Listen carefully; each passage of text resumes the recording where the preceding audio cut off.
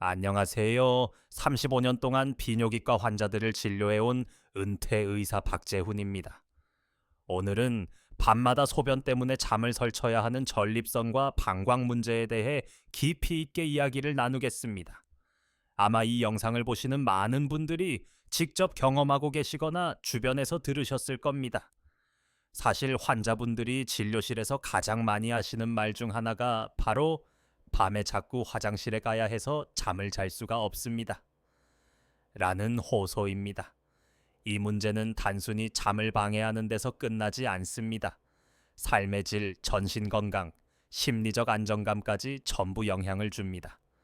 그래서 제가 만났던 여러 환자분들의 실제 사례를 통해 이 문제를 조금 더 실감나게 설명드리겠습니다.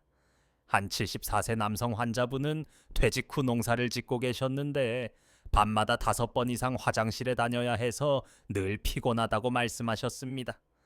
낮에는 바티를 하다 보면 계속 졸음이 쏟아져서 일을 제대로 할 수가 없고 아내분께도 짜증을 자주 내게 되었다고 하셨습니다. 검사를 해보니 전립선이 크게 부어 있었고 방광에 잔뇨가 많이 남는 상태였습니다.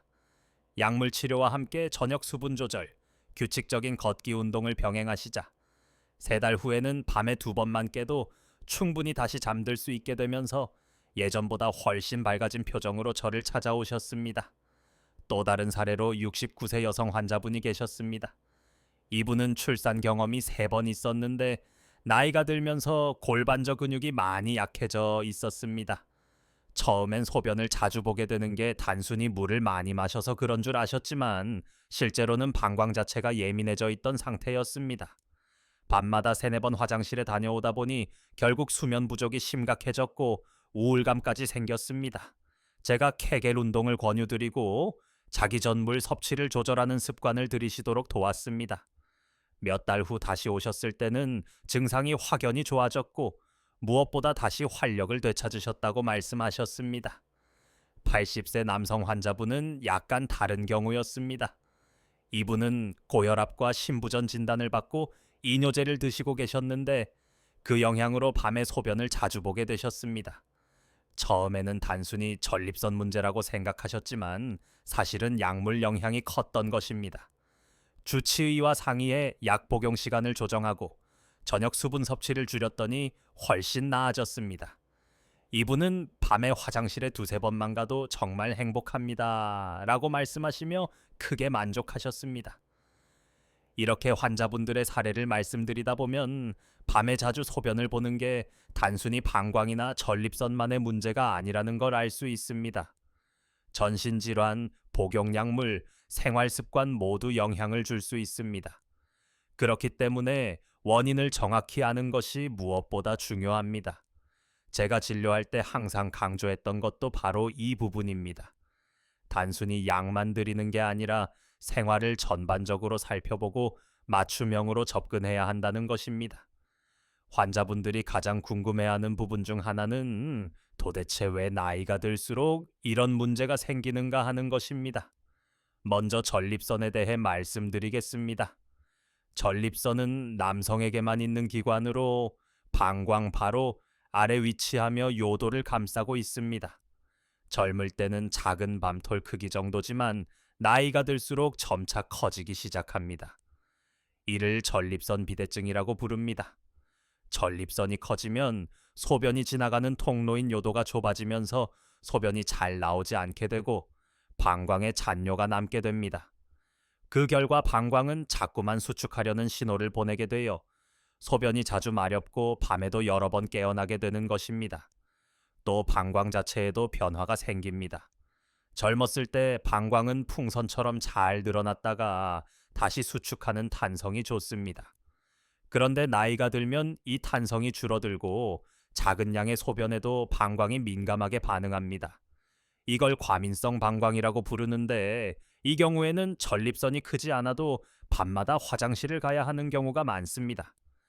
여성의 경우는 출산과 폐경을 거치면서 골반저 근육이 약해지고 방광과 요도를 지탱해주는 힘이 줄어들면서 유사한 증상이 발생하기도 합니다. 전신적인 원인도 무시할 수 없습니다. 예를 들어 심부전이나 신장질환이 있으면 밤에 몸이 누워있는 동안 혈액 속 수분이 다시 순환되면서 소변이 더 많이 만들어집니다. 그래서 낮에는 덜 마렵다가 밤에만 갑자기 화장실을 자주 가게 되는 것입니다. 또 당뇨병이 있는 분들은 혈액 속 당분이 소변으로 배출되면서 함께 수분이 많이 빠져나가므로 소변량이 늘어나게 됩니다. 이처럼 야간뇨는 단순히 노화 때문이라고 넘길 수 없고 몸 전체의 건강을 비추는 하나의 신호일 수 있다는 점이 중요합니다. 복용 중인 약물도 원인이 될 수 있습니다. 고혈압 치료에 쓰이는 일부 이뇨제 또는 수면제, 한구울제 등이 방광 기능에 영향을 줄 수 있습니다. 그래서 환자분과 대화할 때는 반드시 복용 중인 약을 확인해야 합니다. 실제로 전립선이 크게 문제가 없는데도 약 때문에 밤마다 화장실을 가는 경우가 적지 않습니다. 이런 경우는 약 복용 시간을 바꾸거나 약제를 조정하는 것만으로도 크게 호전됩니다. 이제 방광과 전립선 문제를 조금 더 쉽게 비유해 보겠습니다. 방광을 풍선이라고 생각해 보시면 됩니다. 젊을 때는 풍선이 잘 늘어나고 어느 정도 차야만 이제 화장실 가야겠다라는 신호를 보냅니다. 그런데 나이가 들면 풍선이 딱딱해져서 조금만 차도 금방 신호를 보내고 참기가 어려워집니다. 전립선은 그 풍선 입구를 막고 있는 꼭지와 같습니다. 입구가 좁아지면 물이 원활히 빠져나가지 못하고 풍선은 자꾸 신호를 보내는 것이죠. 결국 두 가지 문제, 즉 입구가 좁아지는 것과 풍선 자체가 예민해지는 것이 함께 작용하면서 밤마다 화장실을 가게 되는 것입니다. 이처럼 야간뇨는 단순히 하나의 원인만 있는 게 아니라 여러 요인이 겹쳐서 나타나는 경우가 많습니다. 그래서 진료실에서는 항상 환자분의 전반적인 상태, 기저질환, 복용약물, 생활습관을 다 살펴봐야 합니다. 어떤 분은 약간의 전립선 비대와 생활습관이 겹쳐서 나타나고 어떤 분은 신부전과 이뇨제가 주 원인일 수도 있습니다. 그렇기 때문에 단순히 약 하나로 해결되기를 기대하기보다는 맞춤형으로 접근해야 한다는 점을 꼭 기억하시길 바랍니다. 전립선과 방광 문제를 관리하는 데 있어 약물 치료도 도움이 되지만 생활 습관을 바꾸는 것이 훨씬 더 중요한 경우가 많습니다. 실제로 진료실에서 제가 강조했던 부분도 바로 이 생활 습관 관리였습니다. 그럼 어떤 것들이 도움이 되는지 하나씩 이야기해 보겠습니다. 첫째는 수분 섭취의 조절입니다. 낮에는 충분히 물을 마시는 것이 중요합니다. 하지만 저녁, 특히 오후 6시 이후에는 물을 조금 줄이는 것이 좋습니다. 너무 극단적으로 줄일 필요는 없지만 밤에 화장실을 여러 번 가는 분이라면 저녁 식사와 함께 마시는 국물, 자기 전 습관적으로 마시는 차나 맥주 한 잔 등이 큰 영향을 줄 수 있습니다. 특히 카페인 음료와 알코올은 방광을 자극하기 때문에 가급적 피하시는 것이 좋습니다. 실제로 저녁마다 보리차를 진하게 드시던 환자분이 있었는데 그 습관을 줄이고 난 후 야간뇨가 절반 가까이 줄어든 경우도 있었습니다. 둘째는 음식입니다. 짜게 먹는 습관은 체내의 수분을 머금게 하고 결국 밤에 소변량이 늘어나게 만듭니다. 나트륨이 많은 국물 요리, 젓갈, 장아찌, 인스턴트 음식은 가능하면 줄이시는 게 좋습니다. 또 맵고 자극적인 음식 역시 방광을 예민하게 만들 수 있습니다. 반대로 도움이 되는 음식들도 있습니다. 대표적으로 토마토, 브로콜리 같은 채소류는 전립선 건강에 좋은 성분을 포함하고 있습니다. 오메가3가 풍부한 생선도 염증을 줄이는데 도움이 될 수 있습니다. 하지만 어느 하나의 음식을 많이 먹는 것보다는 골고루 균형 있게 섭취하는 것이 더 중요합니다. 셋째는 운동입니다. 복부 비만은 전립선과 방광에 압력을 가해 증상을 악화시킬 수 있습니다. 따라서 체중을 관리하는 것이 매우 중요합니다. 무리한 운동보다는 꾸준히 실천할 수 있는 운동이 좋습니다. 예를 들어 하루 30분 정도의 빠른 걷기, 가벼운 자전거 타기, 스트레칭 등이 효과적입니다. 특히 골반저 근육을 강화하는 케겔 운동은 남녀 모두에게 도움이 됩니다. 방법은 간단합니다. 소변을 참는 느낌으로 항문과 요도, 주변 근육을 조여서 5초간 유지하고 천천히 풀어주는 것을 하루에 여러 차례 반복하는 것입니다. 처음에는 잘 느껴지지 않을 수 있지만 꾸준히 하면 분명히 효과가 나타납니다. 넷째는 변비 관리입니다. 변비가 있으면 대장이 부풀어 올라 방광을 압박하게 됩니다. 그러면 방광이 더 예민해지고 소변이 자주 마렵습니다. 실제로 변비를 해결했더니 야간뇨가 줄어든 환자분들도 많습니다. 변비를 예방하려면 식이섬유가 풍부한 채소와 과일, 충분한 수분, 그리고 규칙적인 배변 습관이 필요합니다. 아침에 일어나자마자 따뜻한 물 한 컵을 마시고 일정한 시간에 화장실을 가는 습관을 들이는 것이 좋습니다. 다섯째는 수면 환경입니다. 밤에 자주 깨다 보면 다시 잠들기가 어렵습니다. 그래서 방안 환경을 개선하는 것도 중요합니다. 너무 밝은 조명, 큰 소음, 지나치게 건조하거나 덥고 추운 환경은 모두 수면에 방해가 됩니다. 또 일부 어르신들은 화장실을 가다 넘어질 위험도 있기 때문에 침대에서 화장실까지 가는 길에 은은한 조명을 설치해 두는 것이 좋습니다. 마지막으로 스트레스 관리입니다. 긴장과 불안은 방광을 더 민감하게 만들 수 있습니다.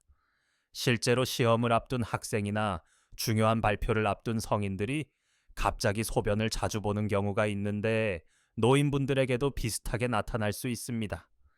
가벼운 명상, 호흡법 또는 자기 전에 따뜻한 족욕을 하는 것도 도움이 됩니다. 족욕은 단순히 긴장을 풀어줄 뿐 아니라 천을 안정시키고 숙면을 돕는 효과도 있습니다. 첫 번째 루틴은 아침 루틴입니다. 아침에 일어나자마자 가장 먼저 하는 행동은 물 한 컵 마시기입니다. 단, 이때는 차갑지 않은 미지근한 물이 좋습니다. 미지근한 물은 위장을 자극하지 않고 장 운동을 부드럽게 도와 변비 예방에도 효과적입니다. 또 아침에 물을 충분히 마셔두면 낮 동안 몸의 수분 균형이 유지되고 저녁에는 자연스럽게 수분 섭취를 줄일 수 있습니다. 물을 마신 후에는 가볍게 몸을 움직여주는 것이 좋습니다. 예를 들어 창문을 열고 신선한 공기를 마시면서 스트레칭을 해보는 겁니다.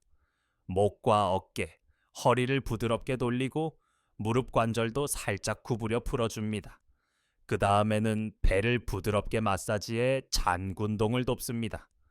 이렇게 하루를 시작하면 신진대사가 활발해지고 방광과 장도 건강하게 작동할 준비가 됩니다. 두 번째 루틴은 점심 이후 루틴입니다. 점심을 드실 때는 국물이나 수분이 많은 음식을 적당히 조절하는 것이 좋습니다. 점심 이후에는 저녁으로 갈수록 수분 섭취를 줄여야 하기 때문입니다. 점심 식사 후에는 20분 정도 가볍게 산책을 하는 것을 추천드립니다. 소화를 돕고 혈액순환을 원활하게 해주며 방광에도 무리가 가지 않습니다. 산책을 하면서 가볍게 복식 호흡을 해보는 것도 좋습니다. 배로 숨을 들이마시고 천천히 내쉬면서 긴장을 풀어주면 방광의 과민 반응도 줄어들 수 있습니다. 오후 시간에는 카페인이 들어있는 음료를 피하시고 대신 허브차나 보리차 같은 자극이 적은 음료를 소량 드시는 게 좋습니다. 세 번째 루틴은 저녁 식사 루틴입니다. 저녁은 가볍게 드시는 것이 좋습니다. 특히 나트륨이 많은 음식을 피하고 기름진 음식보다는 채소와 단백질 위주의 식사가 권장됩니다. 예를 들어 구운 생선과 나물, 밥을 소량 곁들인 식사가 이상적입니다. 국물이 많은 찌개나 탕보다는 반찬 위주로 드시는 것이 좋습니다. 저녁 식사 후에는 가능하다면 가볍게 몸을 움직여주는 것이 좋습니다. 동네를 천천히 걷거나 집안일을 가볍게 하는 정도도 충분합니다. 중요한 건 식사 후 바로 눕지 않는 것입니다. 식후에 바로 눕게 되면 위와 방광이 모두 압박을 받아서 불편해질 수 있습니다. 저녁 시간에는 물을 많이 마시지 말고 입이 마를 때만 조금씩 보충하는 정도로 충분합니다. 네 번째 루틴은 자기 전 루틴입니다. 잠자리에 들기 1시간 전쯤에는 반드시 화장실에 다녀오시는 게 좋습니다. 그리고 자기 전에는 몸과 마음을 이완시키는 시간을 가지는 것이 중요합니다. 족욕은 아주 좋은 방법입니다. 대야에 미지근한 물을 받아 10분 정도 발을 담그면 천이 안정되고 몸이 편안해져 숙면에 도움이 됩니다. 조격 후에는 가벼운 스트레칭을 하면서 허리와 골반 근육을 풀어줍니다. 그리고 침실 환경을 점검하는 것도 중요합니다. 방 안은 어둡고 조용해야 하며 화장실 가는 길에는 은은한 조명을 두어 안전하게 이동할 수 있도록 해야 합니다. 또 전자기기를 가까이 두지 않고 잠자리에 들기 전에는 휴대폰을 내려놓고 마음을 차분히 가라앉히는 것이 좋습니다. 다섯 번째 루틴은 새벽에 깼을 때의 대처 루틴입니다. 아무리 관리해도 나이가 들면 한두 번은 밤에 깰 수 있습니다. 이때 중요한 건 불필요하게 불을 크게 켜지 않고 조용히 화장실에 다녀오는 것입니다. 화장실을 다녀온 후 다시 잠이 잘 오지 않을 때는 억지로 뒤척이기보다는 편안하게 호흡을 하며 눈을 감고 몸을 이완시키는 것이 도움이 됩니다. 간단한 명상이나 호흡법을 활용해도 좋습니다. 숨을 들이마시며 배가 부풀고 내쉬면서 배가 들어간다라는 느낌에 집중하다 보면 마음이 안정되면서 다시 잠에 들 수 있습니다. 이렇게 하면 밤에 깨더라도 수면의 질을 크게 해치지 않을 수 있습니다. 여섯 번째 루틴은 주간 습관 루틴입니다. 낮 동안에는 몸을 활발하게 움직이고 햇빛을 충분히 쬐는 것이 중요합니다. 햇빛은 체내 멜라토닌 분비에 영향을 주어 밤의 숙면을 돕습니다.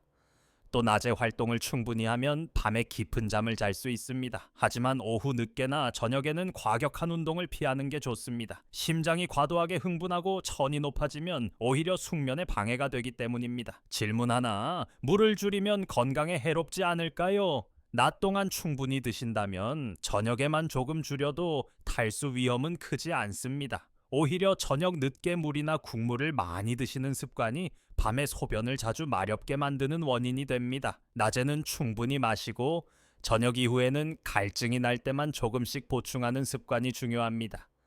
질문 둘, 전립선 비대증은 꼭 수술을 받아야 하나요? 모든 전립선 비대증이 수술로 이어지는 것은 아닙니다. 대다수는 약물 치료와 생활 습관 관리만으로도 충분히 조절됩니다. 소변이 전혀 나오지 않거나 신장 기능에 영향을 줄 만큼 심각한 경우 또는 약물 치료가 전혀 듣지 않을 때 수술을 고려하게 됩니다. 조기에 관리하면 수술까지 가지 않아도 되는 경우가 많습니다. 질문 셋, 운동이나 음식으로도 도움이 될까요? 네, 생활 습관은 큰 영향을 줍니다. 걷기, 가벼운 자전거, 스트레칭은 방광 건강에 좋고 복부 비만을 줄이는데 효과적입니다. 또 짠 음식, 카페인, 알코올은 방광을 자극함으로 피하는 게 좋습니다. 반대로 채소, 생선, 과일을 균형 있게 섭취하면 전립선 건강에도 도움이 됩니다. 질문 넷, 약을 오래 먹어도 괜찮을까요? 전립선이나 방광 관련 약물은 장기 복용이 가능하지만 어지럼증이나 혈압 저하 같은 부작용이 있을 수 있습니다. 하지만 의사와 정기적으로 상담하며 용량을 조절하면 안전하게 복용할 수 있습니다. 중요한 건 임의로 끊지 않고 꼭 전문의 지도를 받는 것입니다. 질문 다섯, 커피와 술은 얼마나 줄여야 할까요? 카페인과 알코올은 방광을 자극하고 소변을 자주 마렵게 만듭니다. 아침에 마시는 커피 한두 잔은 괜찮지만 오후 늦게나 저녁에는 피하는 것이 좋습니다. 술 역시 특별한 날 가볍게 한두 잔은 괜찮지만 습관적으로 마시면 야간뇨를 악화시킬 수 있습니다. 질문 여섯, 밤에 자꾸 깨면 어떻게 다시 잠들 수 있을까요?